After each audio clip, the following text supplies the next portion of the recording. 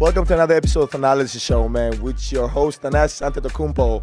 And today I have a special guest. It's been a rough day for me today. But I have a legend in the building, man. You know, and I got to give him the intro.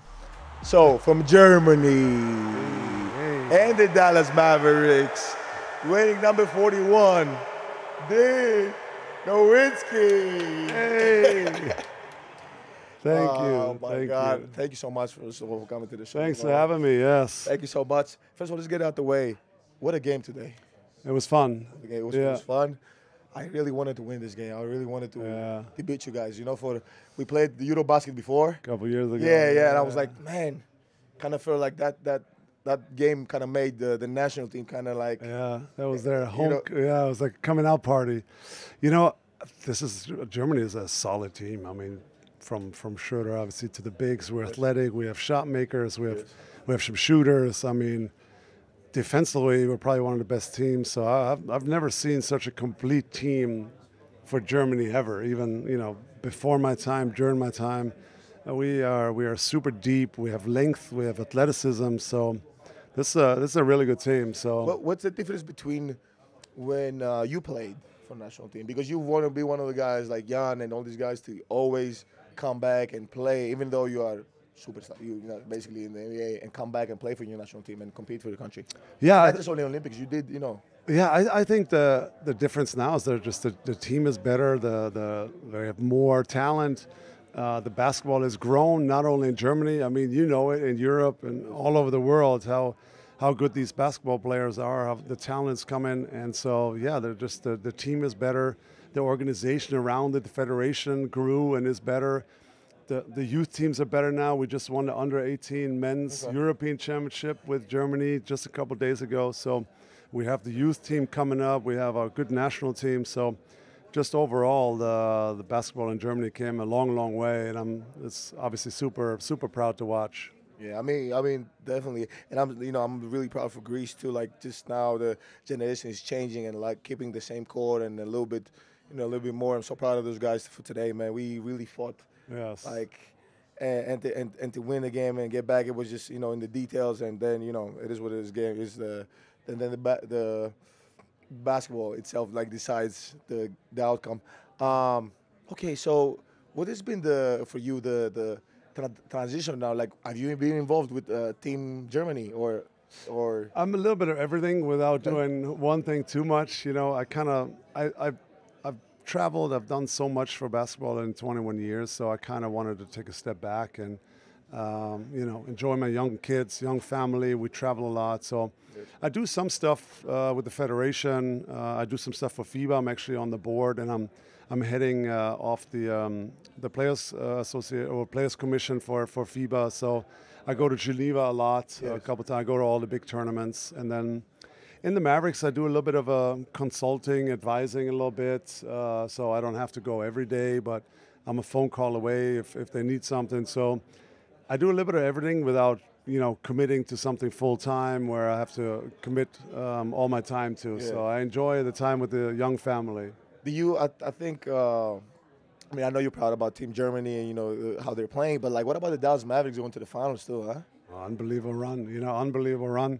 It was really the two trades at the trading deadline for Gafford and for P.J. Washington that really took us from kind of mediocre to like a really challenging team. And so, we just needed some more depth. We needed some more length. We needed another rim protector, and P.J. we needed another shot maker. So those two moves really established us as one of the best teams in the league. And we already had obviously Kyrie and Luka playing at a high level, and then all our role players played great. So it was a fun run, but Boston was good. I mean, you see them. I think first of all they're so good, Boston, and at the same time I feel like, dang, I wish we would just meet them. I wish we would have met them because sometimes it's about matchups. Matchups, it's just about how you play defense. The same thing like today. I feel like Germany was kind of surprised because the matchup was totally different than passing the ball to Victor or like somebody staying in the paint. Like, we're gonna attack, we're gonna play defense. And Dennis today or the other guys were like having a tough time. Yeah, adjusting at the beginning. Adjusting at the beginning, and just like, what's going on? Yeah. But so it's all about matchups. But now talking about matchups, like what's been like? Give me your top, let's say 5 European players you've ever played against. Like, okay, these guys are like.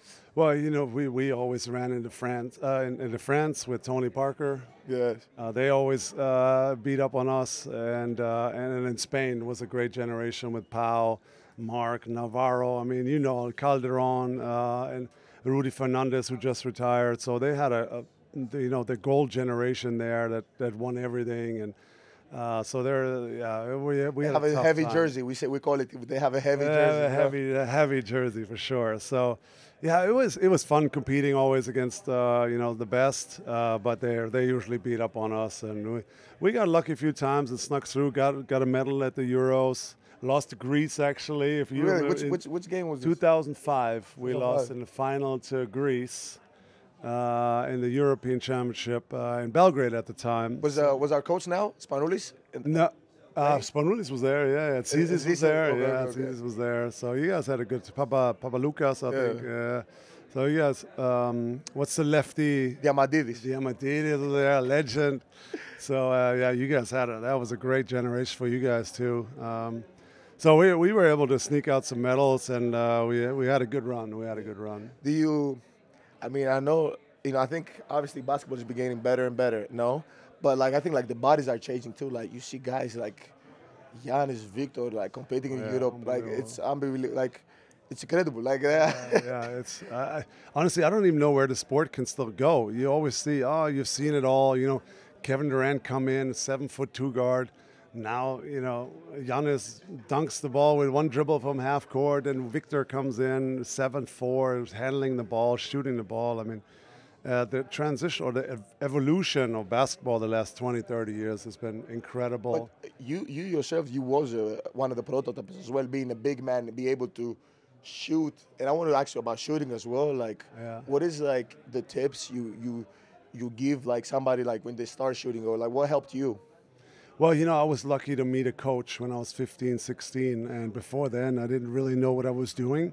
But he knew all the details of shooting, and so every day we really at the beginning started from scratch. Just put the ball right here, and then just go from there. Shoot from really close, and then you work your way back, and that's how we really started, just from absolute zero and at age 15. And then just, once you have the technique down with a constant repetition, doing it every day, that helped a lot. But yeah, it was just the little things that he taught with how you put your fingers, where do you look at the ball? Do you look at the rim? Do you breathe? Where do you look?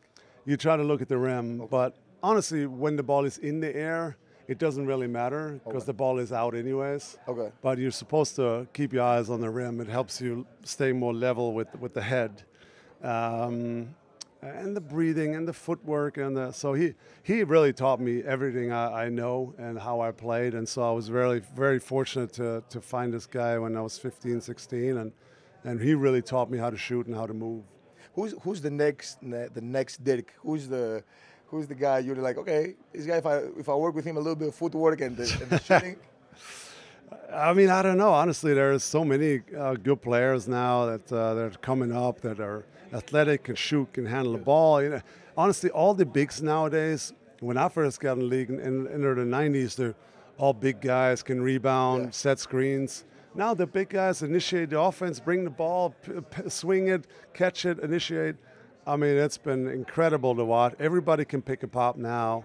It's just incredible to see where the game has gone, and so I'm proud of being obviously a small part of that development of basketball. And so allow me to say, small. You don't need to say small. No, big. Trust me, big.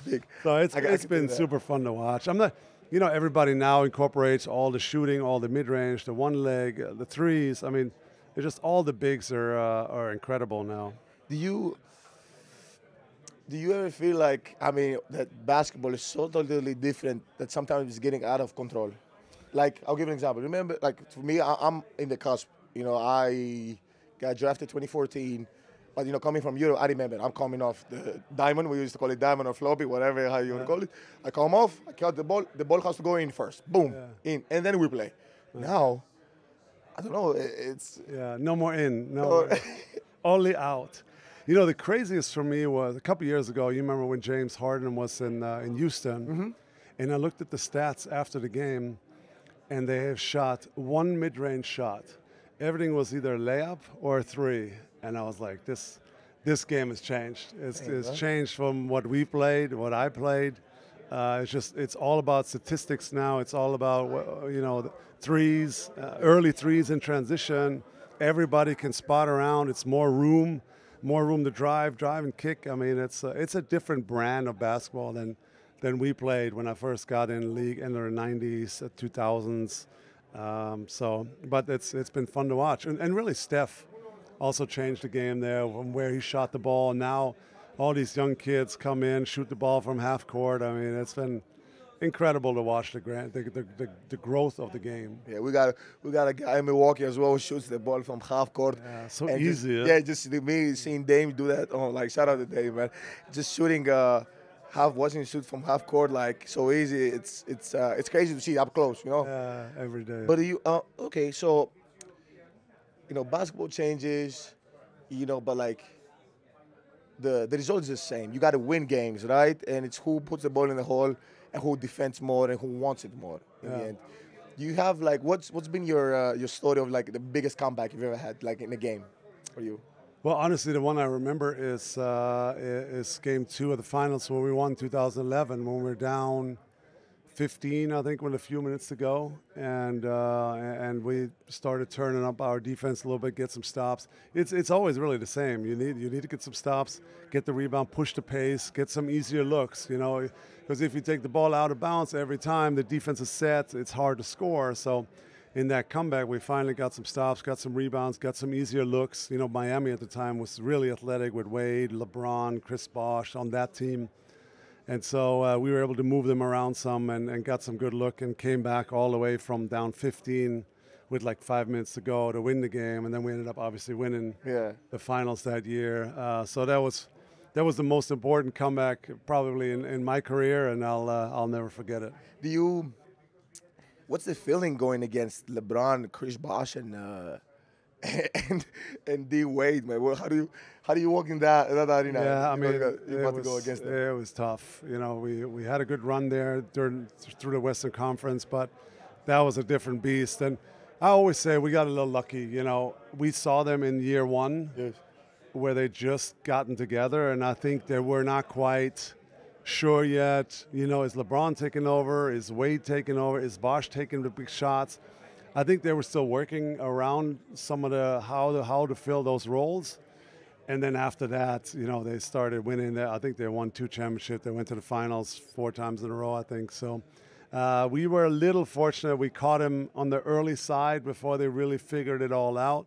But we also, we had a good team that had a good chemistry that year, and that was our year.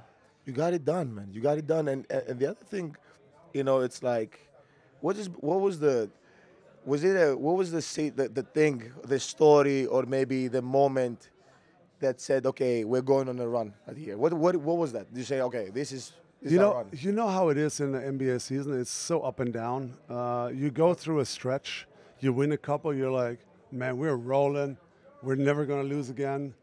Then you go through a stretch, maybe get an injury, you lose 4 or 5. We're like, are we ever going to win one? It's just 82 seasons is such a roller coaster ride, and we didn't really know all the way until the playoffs. We didn't play that well, but once the playoffs started, we just we kept getting better from round to round, from game to game, and then once we started, we beat Portland first round with LaMarcus Aldridge. They were good. Brandon Roy. Then we ran into the Lakers, who were the defending champs with Kobe and Powell. And once we swept them with Lamar Odom, we ended up winning 4-0. And I think that gave us a huge confidence boost. Hey, we can compete with the best, and we're here to win this year. And I think so I would say in the second round there, when we won both road games in LA, we're like, okay, this is, I think, when we took our confidence to the next level. Oh, man.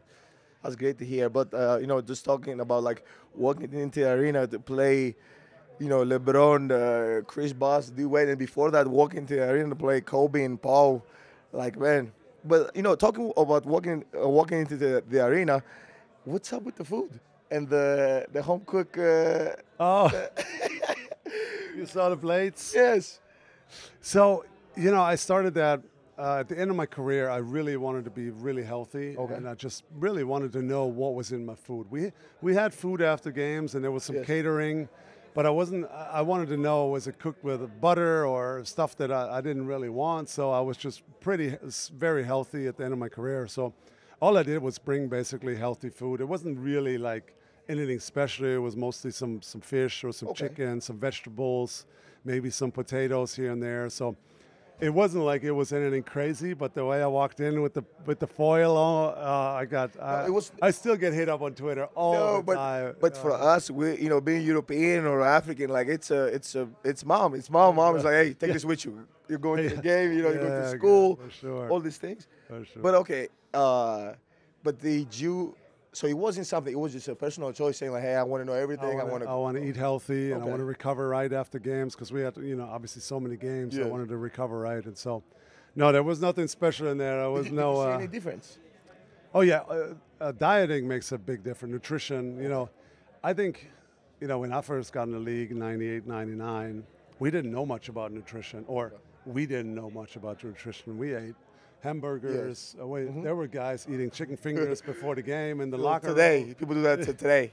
And now a lot of people are doing, vegan and gluten-free and vegetarian, God knows what. But I think all that changed during my career where guys were really taking care of their bodies, wanting to learn more about nutrition. And I changed my diet when I was about 26, 27, really started to hone in more about not so much sweets, not so much sugar, no soda. I didn't drink during the season anymore, so all that played a big factor in me obviously playing for over 20 years. Over 20 years, but you just being 20 years in oh my God, in the NBA, that this is incredible, man. But like too long. But you could have been a Buck now. You could have been a Milwaukee. You could have.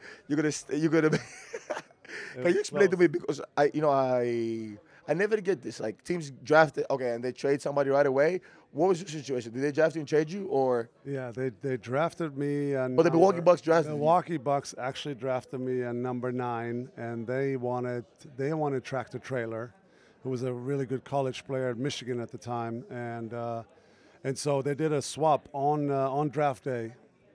And so, but I didn't go to the draft because I didn't know whether I was going to get drafted. I mean, So where were you? I was in Germany actually at the time, and I wasn't sure. Maybe I'll play in Europe more. I never committed that I was actually going to the NBA. So it was a very high risk for teams that would take me at a lottery pick, and then I'm saying, I'm going to go to Barcelona or whatever, and so I didn't think I was going to get drafted very high, and then I get a call at that night like, the Milwaukee drafted you, they traded you to Dallas, and I was like, crazy, right? And Chile, 1 or 2 days later, Don Nelson was the coach at the time. He showed up in my hometown of Würzburg. He was like, "Hey, we want you, we need you," and so flew me back to Dallas, and I met Steve Nash, met Michael Finley, some of the guys that were there, and I loved it. And I said, "Okay, I'm going to do it." But it was dicey there for a second, but I think Milwaukee would have been great. Obviously, you got a lot of fans and listeners. Germans, we have a whole town, man. It would have been great. A lot of bratwurst. Yes. It would have been fun, but it ended up obviously in being in Dallas, and I enjoyed my time. It's my new home now, and I still live there, and so it ended up working good for me. But I think Milwaukee would have been fun. Yeah, man. Okay, so retirement, right?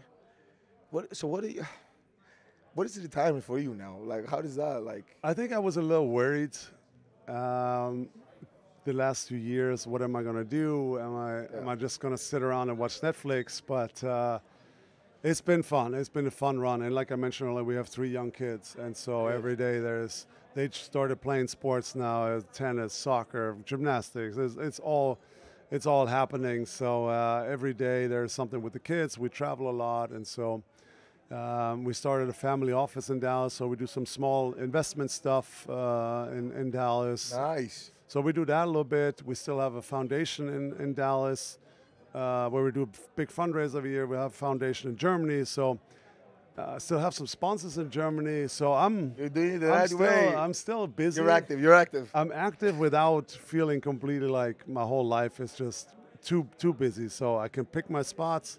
I can still travel. I can still spend a lot of time with the kids. So I feel like I'm in a good spot. I'm enjoying life. I'm enjoying life. You gave this sport a different meaning, and now you're like you deserve a little bit of family time. I appreciate it. Do you?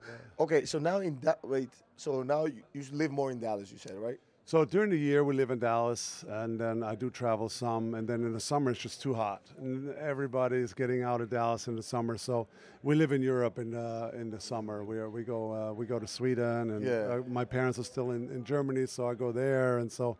We hop around a little bit in the summers, but Dallas is so hot. You come to Greece? I've come to Greece my dad turned 80 last year, so we did a big family trip. I came to Athens, walked up the Acropolis like you have to. Oh, that was a long walk. It was a long walk. It was a long walk. And then went to Costa Navarino and enjoyed some time there. It's a nice property there. They have a basketball gym there. So it's so secluded, and at the same time, it's so family-oriented, and at the same time, you can actually be, couples kind of, but it's family-oriented. It's very nice. They have the water park, too. It's super cute. It's really good. It's really nice. Yeah, so that's where we're at. So we had a great time. So, you being who you are, do you ever get calls from Mark saying, like, hey, man, we need you, come back, do something? So obviously the Mavs want me involved a little bit more, but honestly, it's just I've done so much, and I feel like if I want to get back involved, I'd have to do it all the time, and I want to be good at it. I want to do a lot, but then I'd have to travel with the team again, and I think I'm in a spot right now where I'm okay. When they need something, I'm there for you, but I don't need to be there on a day-to-day basis. Every practice, every game, it's just. That's too much of a commitment for me right now, but I'm sure once the kids are older and they're teenagers and they don't want to be around me every day, then I can see where I can maybe help the management or maybe go into that side of things for the Mavs. But I think for now I'm in a good spot. I'm there for the kids every day, and when they're a little older, maybe things change. Maybe things change. I feel like first of all, everybody keeps saying like Mark is amazing. He's an amazing dude, stand-up dude, and. My brother said the same thing, Kostas. I mean, you don't have to say it, but what's your best and what's your worst story? About Mark? Yes. Mark was from the beginning, he was very involved. He was there at every practice. Okay. He came to every game. He flew with us in the plane. Okay. So he was just everywhere. And it was just good to have an owner who was also a fan, who cared as deeply as we players did, and then he changed the complete atmosphere about basketball in Dallas. He bought a new gym, he bought a private plane for the first time. We started getting better food, we started staying in better hotels. So I think Dallas basketball owes Mark a lot. He's done a lot for our league really, but also for Dallas. But he was a little wild at times. He enjoyed some parties. So which one is the funniest story? We had some epic times. He came to my bachelor party to Vegas. So that was. I'll leave it there.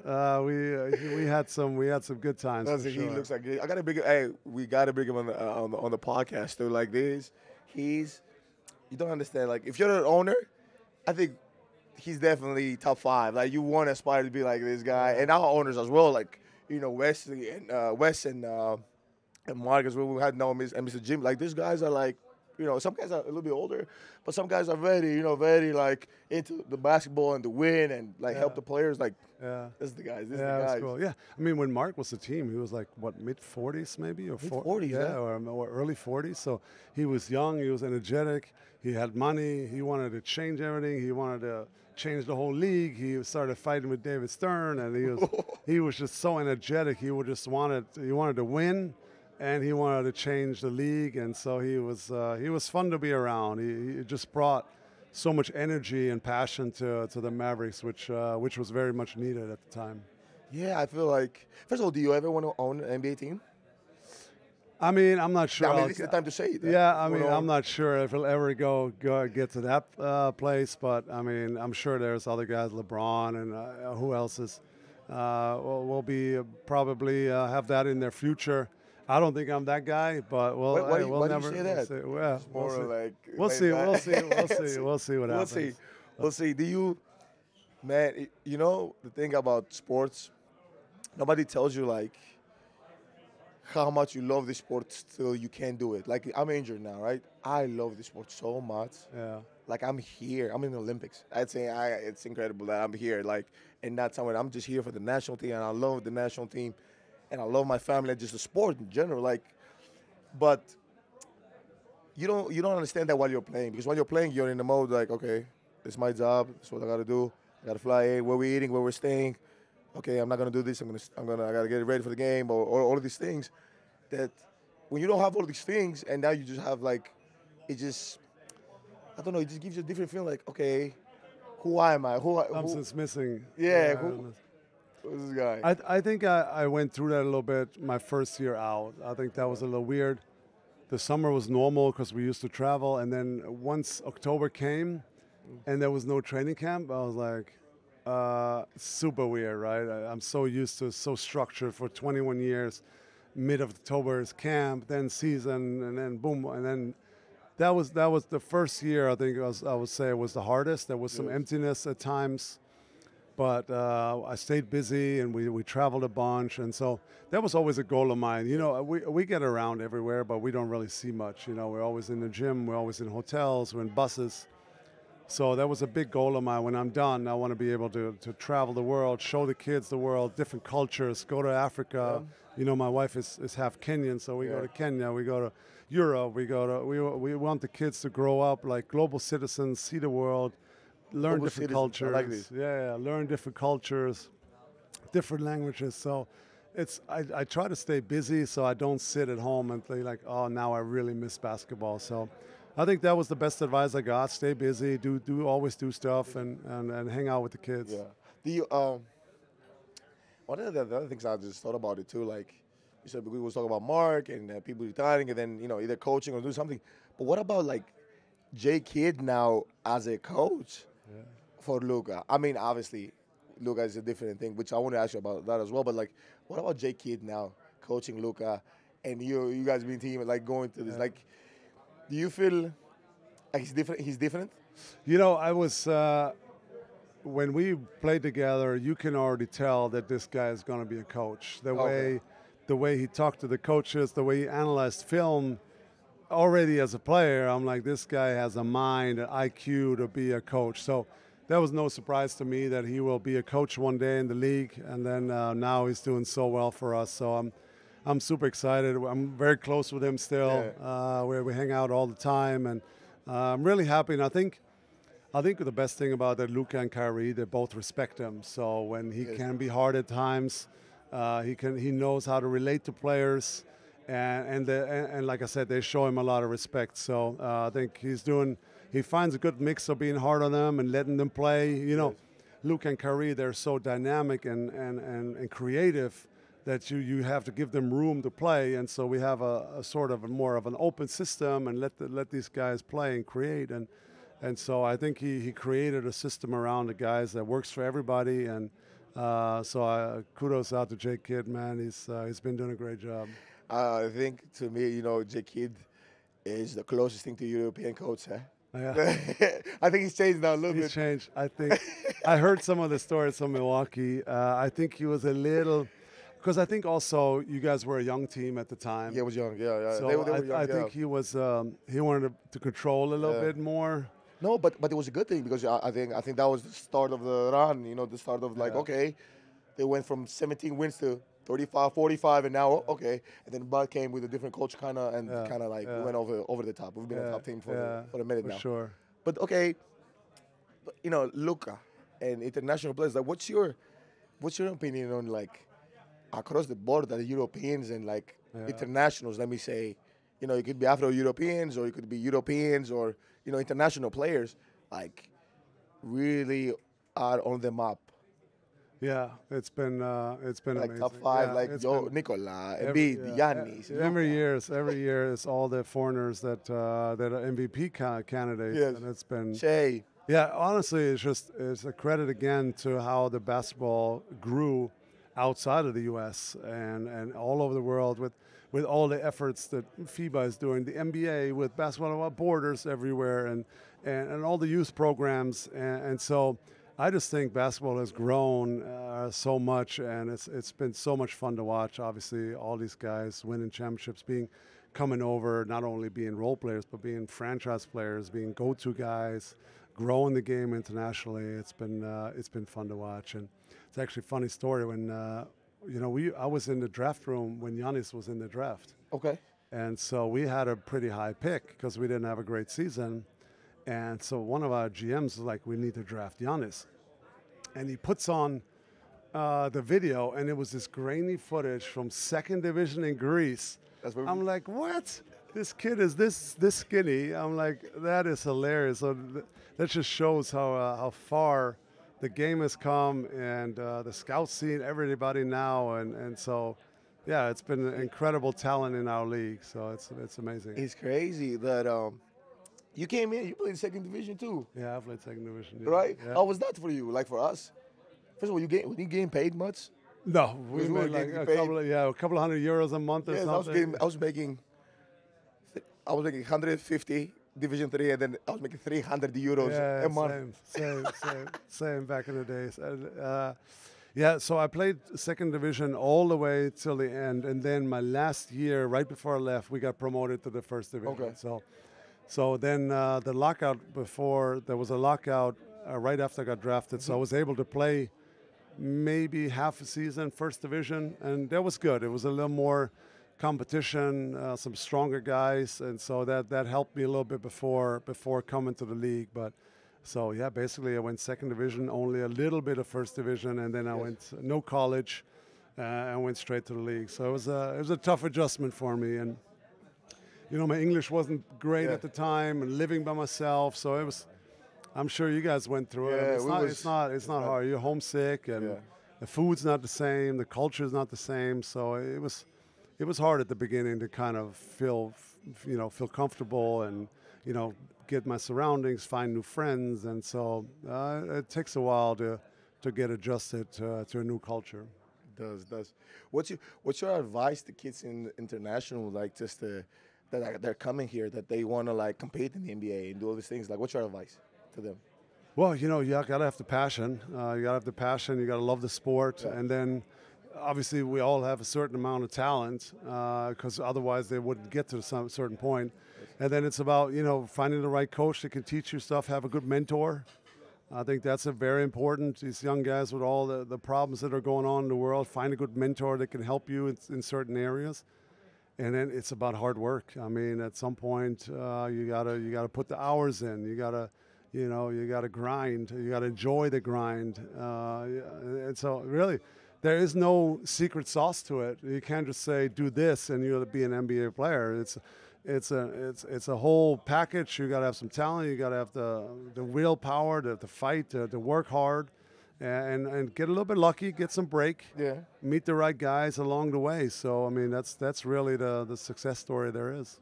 Man, I keep saying sometimes, for you to be mentally strong, you got to be physical strong too. And the way you played as well, did you ever feel like, okay, did anybody hit you, like really hit you, like when you were playing? Well, when I first got in the league, they still had all the big guys, the Charles Oakley and all the strong guys and the Anthony Masons. And so, my first year or so, I didn't even want to step a foot in the paint. It was like, it was fight for every rebound, and it was hard. And then I built my body a little bit. I got a little stronger, and that definitely helped. But my first year was tough. I mean, they were just pushing me around and trash talking a bit on the soft. Have you ever had the back and forth with anybody? It's like, man. I'm not a big trash talker, but if somebody said something over and over, then I felt like I had to respond a little bit. But you know what trash talking is? They're trying to get you out of your game. Yeah. So at the end of the day, I try to ignore most of it. But you know, the master was KG. I mean, you know, you probably played against. So what was your matchup with him? Your matchup? We had some good battles. I mean, as it is with good players going at it. You know, one guy wins one night, and I might get him the next night. So, but we've always had great battles. He's a competitor. He's strong. And he hates losing, and so and. It just his competitive spirit was unbelievable. So we had some good battles. We crashed a few times during games, but it's all part of the competition. 100%. So we're about to be done, but I have a segment here that's called More Likely. Okay. So the question is, okay, so this about J. Kidd, Mark Cuban, Okay. right? And I want to know who's most likely to hit the bathroom right when the check comes in to pay for dinner. Who's more likely to be like, oh, dude.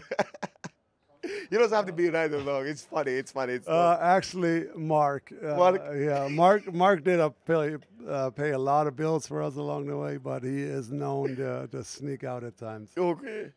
Who's most likely to forget their own? You know what Mark sometimes told me? We'd get the check at dinner, and he's like, "Well, you might as well pay because it's my money anyways. I'm paying you." And I was like, I see your point. See what he's saying? I'm like, okay, yeah, you're right. Yeah. Okay. Who's most likely to forget their own birthday? Of those two? Of their birthday, like they're working so much or something, or like they be like Probably Cubes. Yeah, You know, Cubes, he's a workaholic. He doesn't sleep. He's got so much businesses going. You know, with Shark Tank, and yeah, I can see why he can forget his own birthday. Okay, who's most likely to become a Hollywood star? Mark tried. You know, back in the days, he was an Entourage and one of those shows and a few other things. I don't know. Is J. Kidd in movies? I think nobody's likely to be. Okay. Yeah. Nobody. Okay. Who's most likely to sing karaoke in public? Maybe J. Kidd if he's had a few, if he's feeling good. So J. Kidd wins this one. Yeah. Who's most likely to run a marathon? Oof. They're both. You know, they both have fake hips. Hip. Yeah, Okay. They both have hip problems. If I'd have to pick one now, it'll be J. Kidd because he's a little younger, but I don't think running is his thing either. And that's it, man. Hey, thank you so much. Welcome to another episode of the Thanalysis show. Dirk, you've been amazing. I always end the show with what's a quote or something that you live by or gets you going every day. That like, man, this is my motto. Well, I would say in life, it's always about keep improving, man. Yeah. Keep building, never stay the same. Whether it's as a player or in life, always try to learn new things, try to meet new people, try to always improve. Never be stagnant in life. Always work hard, and something good will come your way. Thank you so much. Thank you so much. You've been unbelievable. What you've done for our generation of basketball has been amazing. What you're continuing doing, just being close to the sport available for guys like me, just to be able to reach out and, do stuff like this and just like pick your brain on stuff like you are really amazing. And thank you so much. Thank you. And hopefully we'll expect you in Greece. I know Milwaukee it's going to be a little bit harder. Yeah, Milwaukee. Hard, but I'll come to Greece one day. I'll let you know. Thanks for having me. So fun. Yeah. Thank you so much, man. Thank you. So you guys want to like, subscribe, Thanalysis on YouTube, Thanalysis on social media. You guys have been amazing. It's the Olympics edition. Ciao.